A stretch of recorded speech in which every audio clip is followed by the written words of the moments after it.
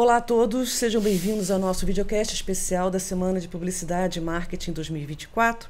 Tenho o prazer aqui de estar com dois convidados, que vai conversar com a gente hoje sobre design estratégico. Cláudio Werneck é formado em design gráfico pela FRJ, MBA em marketing pela FGV Rio, fundador da C-Brand e sócio da Intrépida. Professor de graduação em design na PUC Rio e tem mais de 30 anos de atuação no mercado, nas áreas de criação, planejamento e estratégia, com experiência em liderar projetos para grandes clientes. Conrado Bassini, formado em design e pós-graduado em design de serviços pela PUC Rio, é fundador da Intrépida, é multiplicador B, cofundador do Hub de Negócios Regenerativos. Atua como facilitador e design estratégico, ajudando as empresas a se tornarem movimentos de transformação ecossistêmica e a desenvolverem novas atuações de mercado, sem deixar de aprimorar as já existentes. Então, de novo, quero agradecer a vocês, por terem aceitado o nosso convite. Prazer estar aqui. Ótimo, Dani. Obrigado pelo convite. E eu quero começar fazendo uma pergunta que é o tema também, da palestra de vocês, O que é design estratégico? Conrado? Vamos lá. A gente pode entender design estratégico como a utilização do design, que é uma lente co-criativa, focada em inovação, que parte do pressuposto que a gente projeta com alguém e não para alguém, para a gente desenhar e fortalecer estratégias de organizações. E aí eu falo organizações porque ele é muito conhecido como uma atuação dentro de empresas, mas não necessariamente empresas. Em qualquer formato jurídico a gente consegue navegar nessa lógica do design estratégico. Para completar, Dani, acho que o design estratégico é uma evolução do design em si, Então, historicamente, a gente chegou num ponto que o designer ele é o centro de uma equipe multidisciplinar. E ele tem esse olhar interligado de tudo que está acontecendo. Um olhar que vai olhar para o negócio, que vai olhar para as pessoas, que vai olhar para a comunicação, que vai olhar para a psicologia, para a antropologia. Então, o designer está no centro disso, tentando olhar o negócio como um todo. E aí, trabalhar de forma estratégica, solucionando qualquer tipo de problema, qualquer tipo de lacuna, qualquer tipo de dor, tentando facilitar com que um problema seja resolvido com um olhar mais multidisciplinar. Então, essa é uma evolução, um caminho que o designer foi construindo ao longo do tempo, É uma profissão que está em constante movimento, transformação, e aí o conceito de design estratégico engloba um pouco disso tudo, tá? Tentando resumir um pouquinho aqui, anos de processo, mas é um pouquinho do que a gente entende como design estratégico hoje em dia. Como muitos dos nossos alunos são interessados também nessa área, quando se fala design, de um modo geral, o pessoal pensa mais em layout, e não é isso, Então, eu queria aproveitar também aqui a nossa pergunta para esclarecer um pouquinho mais para os nossos alunos o que é design. É legal essa pergunta, porque quando eu entrei em design na PUC, sem entender ao certo o que era design, e eu fui entendendo o design aos poucos, e fui percebendo que o design ele é muito mais uma lente, uma maneira da gente ver a nossa realidade, consequentemente o como a gente projeta, do que necessariamente um tipo de aplicação. Então, por exemplo, eu me questionava muito, será que fazer uma cadeira é fazer design? Será que fazer uma logo é fazer design? E o design está muito mais em como a gente lida com um projeto, porque tem uma coisa que eu acho interessante, que eu trago comigo, que é, de uma certa maneira, toda e qualquer área do conhecimento, ela existe para solucionar problemas e desafios humanos, E o design ele tem uma coisa interessante, que ao longo dos anos ele foi contaminando outras áreas, que é o lugar do ajudar a resolver o problema das pessoas com as pessoas do problema. Então, o design ele é uma abordagem, ele é uma lente, consequentemente um processo, que ele ajuda a resolver problemas. E a maneira que ele atua é envolver as pessoas de um problema na cocriação da solução. Então, eu acredito que se afastar do design é a gente entender um problema. Eu vou num contexto, acho que eu entendi o problema, vou para o meu ar-condicionado no meu escritório, desenho uma solução da minha cabeça junto com outras pessoas dentro de um escritório, e quando eu volto para o contexto falo, olha, é isso aqui. Então isso eu acredito que se afasta do que é o design. E o mais próximo do que eu acredito que seja o design calma aí, qual é o problema? Vamos lá entender qual é o problema? Vamos vivenciar esse problema? Vamos entender as dores junto com as pessoas desse problema? Que aí o designer ele vai se tornando um grande facilitador de resolução de problemas. Então, dentro da Intrépida, inclusive, a gente acredita que a facilitação é uma das habilidades mais importantes dentro do design. que muitas vezes o designer ele não sabe questões técnicas que estão sendo resolvidas. Então, por exemplo, a gente já fez um trabalho com uma indústria alimentícia. Eu não sei nada da indústria alimentícia, mas o designer ele é um grande guardião dessa lente interdisciplinar. Então, eu não preciso saber de indústria, congelamento, distribuição, mas eu preciso que na mesa tenham pessoas que conheçam sobre esses saberes para eu conseguir atuar nesse lugar de um facilitador e fiador de uma solução junto com essas pessoas. Então, eu entendo o design de maneira resumida como um processo para resolver problemas, junto com as pessoas que participam do problema, onde essas pessoas fazem parte desde o início para eu entender esse contexto, para a gente vivenciar junto. Especialista do contexto não sou eu. Eu não posso entrar no contexto achando que eu sei mais do que as pessoas do contexto. Então, vivenciar esse contexto. E aí a gente vai tendo essas leituras de entrelinhas e conduzindo um processo co-criativo para que as pessoas desse contexto participem da construção da solução ao longo da caminhada. Eu costumo falar que uma das coisas mais complicadas é explicar o que é design, né? Então, meus alunos lá na PUC do Rio, eu falo para eles assim, seus pais entendem o que vocês estão fazendo? Eu falei, não, né? Eu falei, há 30 anos, quando eu me formei, também não entendiam, né? O que acontece? O design foi ganhando... Eu faço que o design é uma espiral, né? Que a cada volta que ele dá é mais informação, mais contexto, mais situação que a gente vai agregando, né? Então, quando a pessoa consegue entender o que é design, o design já deu uma volta e já está fazendo mais alguma coisa, né? Mas para tentar resumir, eu concordo muito com o Conrado, assim, é uma forma de pensar, é uma forma de abordar problemas para tentar achar soluções. E no fundo, a ideia é melhorar a relação humana entre os homens e melhorar a relação do homem com o meio. Então, se a gente consegue fazer isso, consegue buscar um problema, a lente do design, a metodologia do design, o processo do design está aí para ajudar a gente nesse caminho. E é legal. Então, desculpa. Não, é isso. Tentando resumir, né?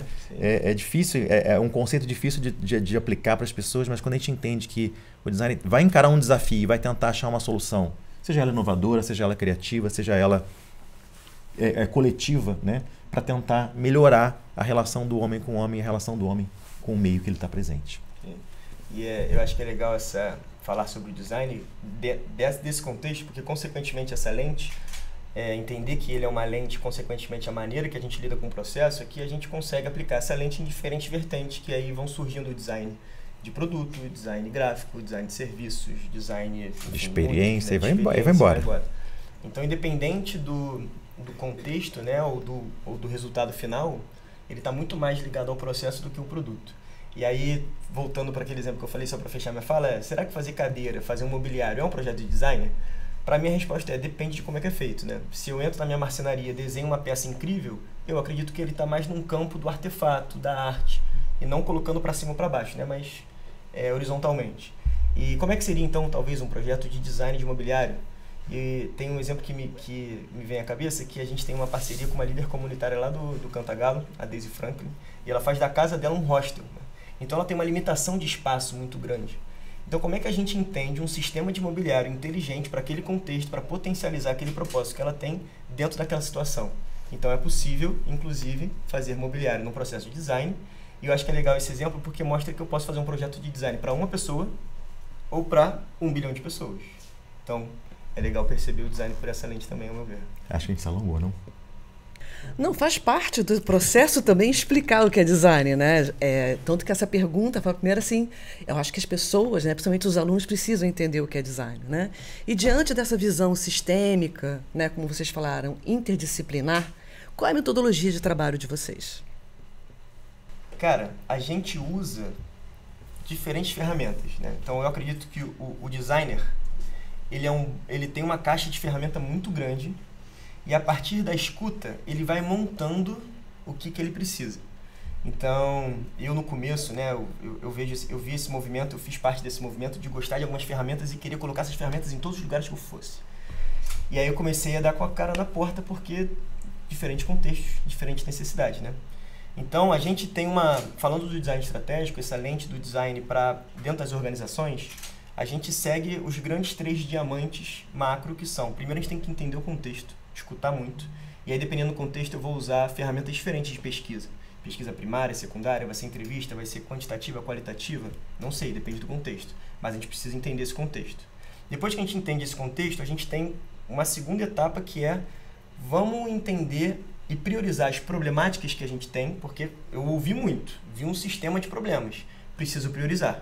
Aí a gente entra na segunda etapa, que é vamos fazer ideações de possíveis caminhos de solução para esses problemas que a gente priorizou. Não vai dar para selecionar tudo. E aí depois que a gente começa a prototipar, a gente entra nesse lugar de iteração. Testa, valida, volta. Testa, valida, volta. Até que a gente entra nessa parte de construção desse caminho escolhido, dos caminhos que a gente deu. E aí a gente vai validando a ponto de, beleza, ele está minimamente viável para a gente seguir e a gente se sente seguramente, minimamente seguro para a gente ir para campo, né? Então, são essas grandes 3 etapas. Isso como design estratégico. E quando a gente usa para posicionamento de marca, a gente tem outras ferramentas complementares para falar como a gente posiciona a marca no seu ecossistema com uma metodologia complementar, que aí eu acho que é um outro assunto, mas eles são 2 trilhos de metodologia, um do design estratégico e outro do branding de impacto, que eles vão se cruzando ao longo da caminhada de um projeto.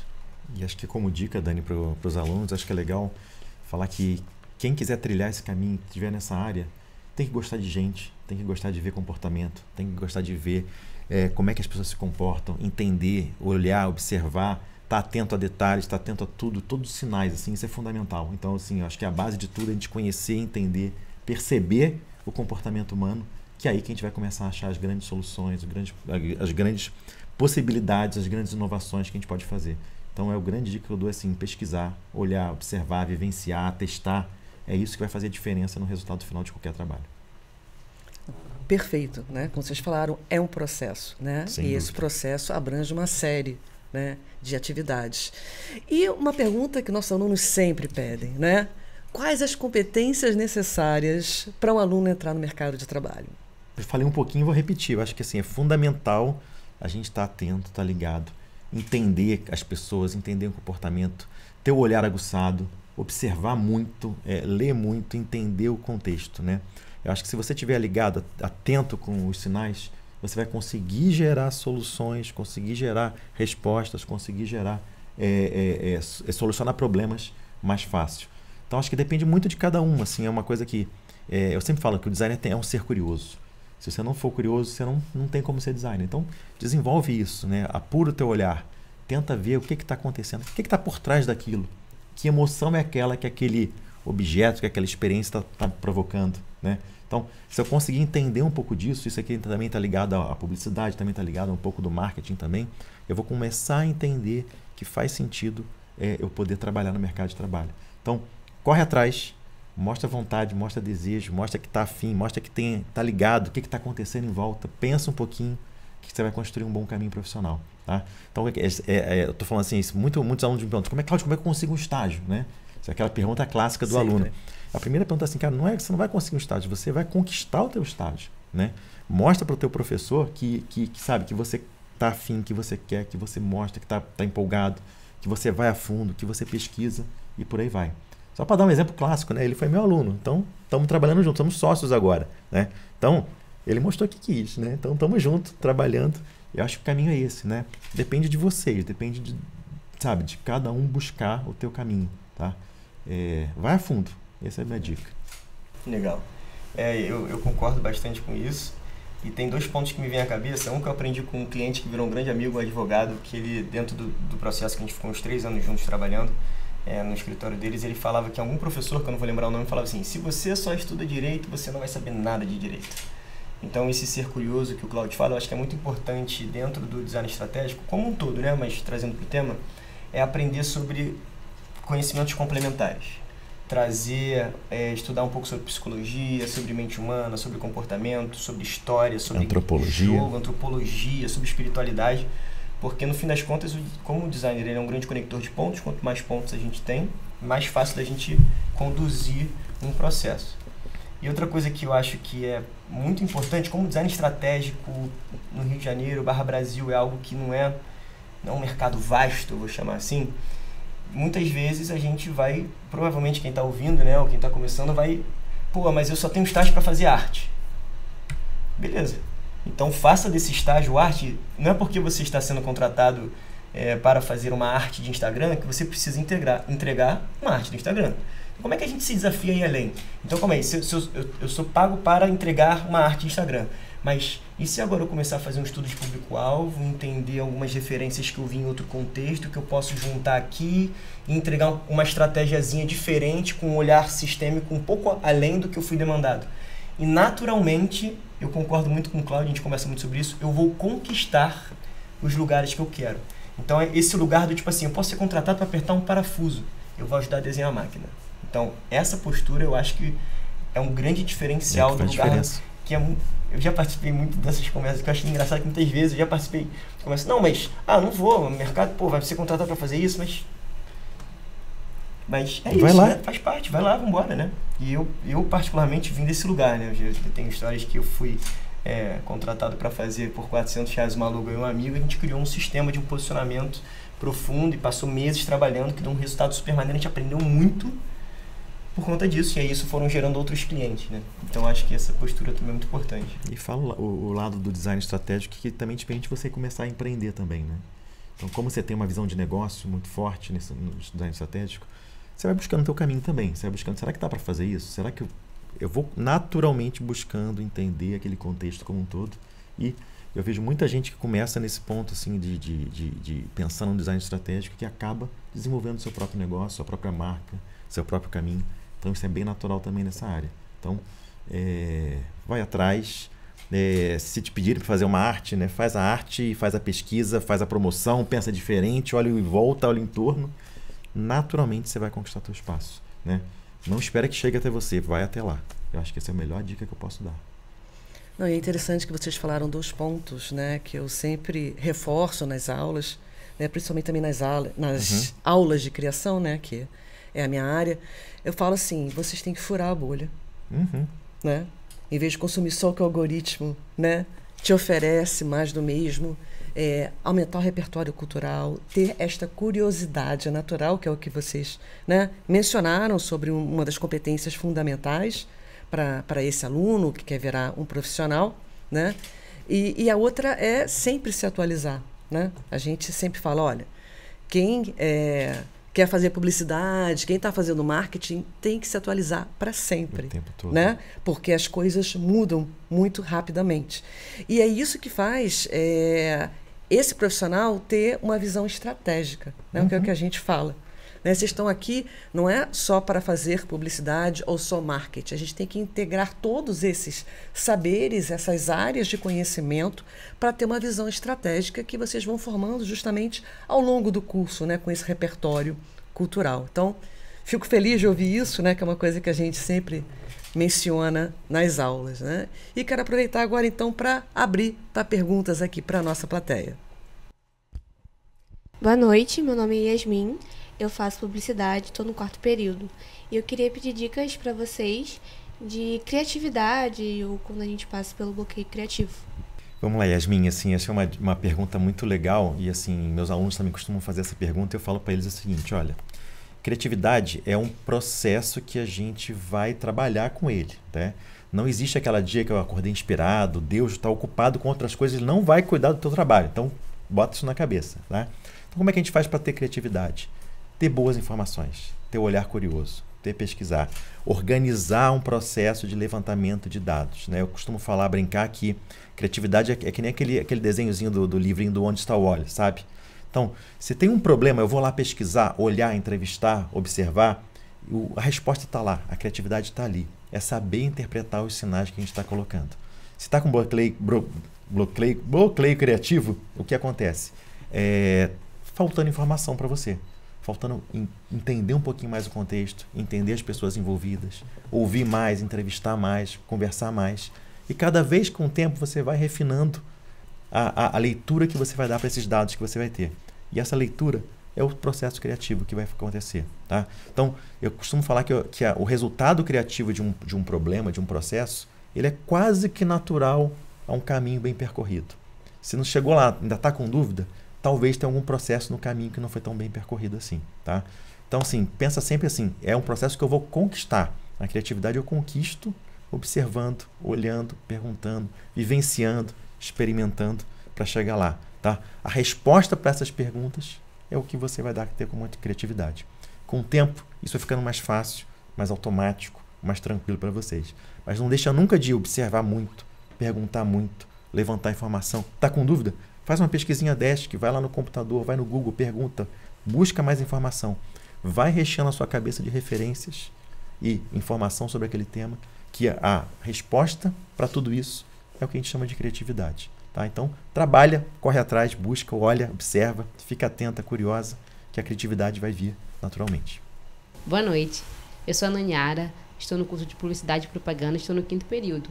Eu gostaria de saber de vocês, com o avanço da IA no mercado, como fica posicionado o design?